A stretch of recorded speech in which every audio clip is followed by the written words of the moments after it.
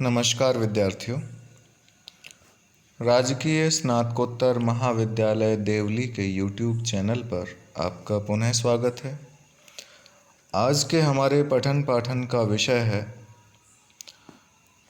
कवि केशवदास विरचित रामचंद्रिका के अंतर्गत हनुमान राम चर्चा नामक पद्यावतरण। यह पद्यावतरण आपकी स्क्रीन पर आपके समक्ष है। आइए सर्वप्रथम इसका सस्वर वाचन करते हैं।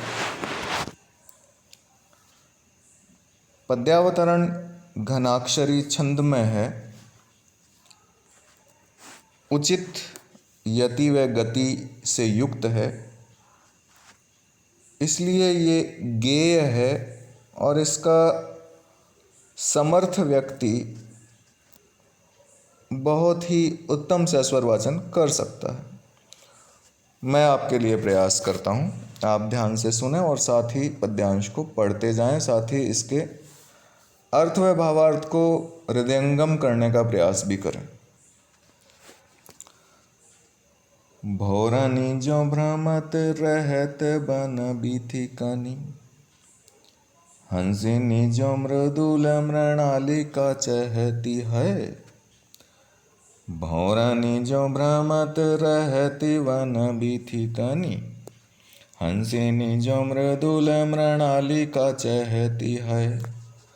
हरनी जो हेरती न केसरी के कान नहीं, के की सुनी ब्याल जो बिला नहीं चहती है। हरनी जो हेरती न केसरी के कान नहीं, के की सुनी ब्याल जो बिला नहीं चहती है। पीऊ पीऊ रटती रहते चित चातकी ज्यों, पीऊ पीऊ रटते रहते चित चातकी ज्यों। चंद चित चकई जो चुप वह रहती है। सुनहुँ नृपति राम विरह तिहारे ऐसी, सूरती न सीता जू की मूरति गहती है। सुनहुँ नृपति राम विरह तिहारे ऐसी, सूरती न सीता जू की मूरति गहती है। विद्यार्थियों, ये था सस्वर वाचन। आइए अब इसके कुछ कठिन शब्दों पर गौर करते हैं। मृदुल का अर्थ कोमल से है, मृणालिका का अर्थ कमल नाल से है, साथ ही इसका अन्य अर्थ कोमल बाहों से लिया जा सकता है। केसरी शब्द आया है, अर्थ है सिंह, अन्य अर्थ केसर की क्यारियाँ भी हैं। केका का अर्थ मोर की आवाज़ है। ब्याली का अर्थ सर्पिणी से है, सर्पिणी से है, क्षमा कीजिए। सूरति का अर्थ है स्वाभाविक स्वरूप, और इसका अन्य अर्थ पाठांतर के हिसाब से सूरती न, तो बहुत सी सूरतों, बहुत सी अवस्थाओं से भी लिया जा सकता है। और मूर्ति का अर्थ है आकार अथवा आकृति से। यह इसके कठिन शब्द थे। आइए इसके प्रसंग पर गौर करते हैं। जैसा कि आपको ज्ञात है, इस पद्यांश के रचयिता हैं कवि केशवदास, जो प्रसिद्ध रीतिकालीन कवि हैं। ये ग्रंथ है रामचंद्रिका, जिससे पद्यांश लिया गया है, और पद्यांश का शीर्षक है हनुमान राम चर्चा। संदर्भ पर गौर करें तो अशोक वाटिका में सीता से मिलने के बाद हनुमान श्री राम के पास आकर सीता की विरह व्यथा का वर्णन करते हैं। संदर्भ आप अच्छी तरीके से समझ लीजिए कि रावण द्वारा अशोक वाटिका में बंदी बनाई गई सीता से हनुमान मिलकर आते हैं, और वे श्री राम को बताते हैं कि उनके विरह में, उनके विछोह में उनसे दूर रहकर सीता कितनी व्यथित हैं। इस अवतरण में कवि उसी का अलंकारिक वर्णन कर रहा है। यद्यपि वर्णन कुछ ऊहात्मक हो गया है, फिर भी प्रभावी है। आइए अब इसकी व्याख्या करते हैं, इसका अर्थ व भावार्थ देखते हैं। तो भौरनी जो भ्रमति रहते वन बीथी कनी, हंसिनी जो मृदुल मृणालिका चहती है। हनुमान ने श्री राम से कहा कि जिस प्रकार भ्रमरी, भ्रमर का स्त्रीलिंग भ्रमरी, भौरी, वन मार्ग में घूमती रहती है,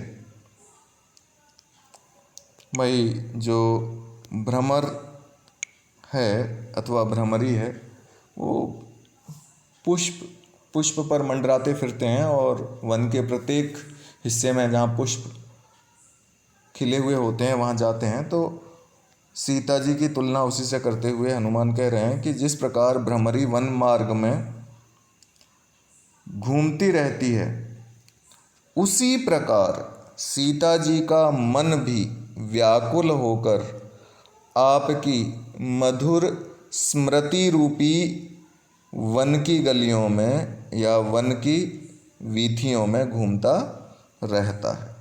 हंसिनी जो मृदुल मृणालिका चहती है, अथवा हंसिनी, हंस का स्त्रीलिंग हंसिनी, हंसिनी जैसे सुकोमल कमल नाल चाहती है। कमल दंड, कमल के फूल के नीचे से जो कोमल भाग कीचड़ तक जाता है अत्यंत कोमल होता है, इसलिए कोमलता का कोई भी प्रसंग उठने पर उससे उपमा दी जाती है। तो उसी कमल नाल की बात की जा रही है। हंसिनी जैसे सुकोमल कमल नाल चाहती है।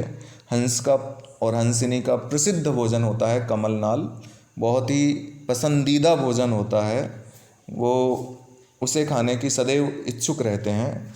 तो हंसिनी जैसे सुकोमल कमल नाल चाहती है, वैसे ही सीता जी कमल नाल के समान आपकी कोमल बाहों का आश्रय चाहती हैं। वो वियोगावस्था में हैं और वो वियोगावस्था से उबर कर संयोगावस्था में आकर राम की कोमल बाहों का आश्रय चाहती हैं। हरिणी जो हेरती न केसरी के कानन नहीं। हरिण मृगी, मृग का स्त्रीलिंग, जिस प्रकार मृगी भूल कर भी उस वन में नहीं जाती, कानन नहीं यानी वन, उस वन में नहीं जाती या नहीं देखती जिसमें सिंह रहते हैं। केसरी के यहाँ प्रकारांतर से दो अर्थ ले लिए गए हैं कि केसरी एक तो सिंह और दूसरा केशर, जो खीर इत्यादि में या शरबत इत्यादि में हम डालते हैं। केशर मसाला होता है, एक प्रकार का खाद्य होता है। तो जिस प्रकार मादा हरिण अथवा मृगी भूल कर भी उस वन की ओर नहीं देखती या नहीं जाती जिसमें सिंह रहते हैं, शेर रहते हैं, उसी प्रकार सीता जी भी अशोक वाटिका में खिले हुए केशर की ओर अनजाने में भी नहीं देखती हैं। क्यों नहीं देखती हैं? क्योंकि राम के वियोग में, अपने पति के वियोग में वह सुंदर केशर उन्हें क्लेशदायक, दुखदायक, कष्टदायक लगता है। के की सुनी व्याल जो बिलान ही चाहती है। और जिस प्रकार मोर की ध्वनि सुनकर, के की मोर की ध्वनि सुनकर सर्पिणी बिल में घुस जाती है, उसी प्रकार विरहिणी सीता भी मोर की ध्वनि सुनकर अपने आप में या वृक्ष के पीछे छिपने लगती हैं, अपने आप में सिमट जाती हैं, उदासीन होकर अपने आप में सिमटी रहती हैं। अर्थात श्री राम के वियोग में सीता को मोर की कर्णप्रिय ध्वनि भी कष्टदायक लगती है और वो प्रफुल्लित या प्रसन्न होने के स्थान पर उदास होकर अपने आप में सिमट जाती हैं। पीऊ पीऊ रटती रहती चित्त चातकी जो। और जिस प्रकार चंद्रमा को देखकर चातकी की तरह, जिस प्रकार जो चातकी है वह प्रतिक्षण पीऊ पीऊ रटती रहती है, पुकारती रहती है, उसी प्रकार चातकी की भांति सीता भी अपने चित्त में प्रिय प्रिय रटती रहती हैं, अर्थात राम को याद करती रहती हैं और एक क्षण के लिए भी वो आपको नहीं भूलती हैं। साथ ही जिस प्रकार चंद्रमा को देखकर जो चकवी है वह अतिशय व्यथा के कारण और व्यवस्था के कारण चुप हो जाती है, चंद चितय चकई ज्यों चुप हुए रहती है, उसी प्रकार सीता जी भी चंद्रमा की चांदनी से व्यथित होकर चुपचाप बैठी रहती हैं, एक शब्द भी उनके मुंह से नहीं निकलता है। प्रायः संयोगावस्था में जो चीज़ें प्रफुल्लित करती हैं, जिन्हें देखकर मन प्रसन्न होता है, वियोगावस्था में वे ही दुखदायी हो जाती हैं, और सीता के साथ भी यही हो रहा है।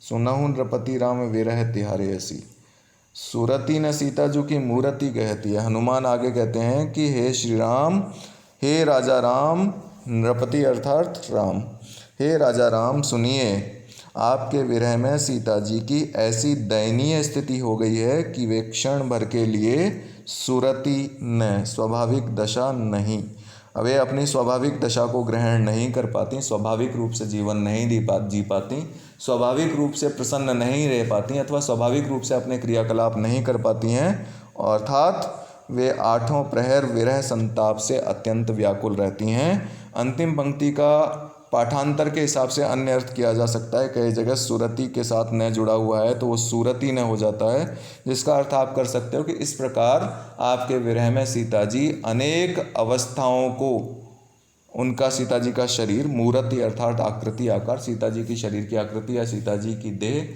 यह अनेक अवस्थाओं से गुजरती है, अनेक अवस्थाओं का सामना करती है आपके विरह के कारण। भावार्थ यह है कि सीता जी आपके विरह से अत्यधिक संतप्त हैं, व्याकुल हैं, और सदैव आपको स्मरण करती रहती हैं। ये होगी इसकी व्याख्या।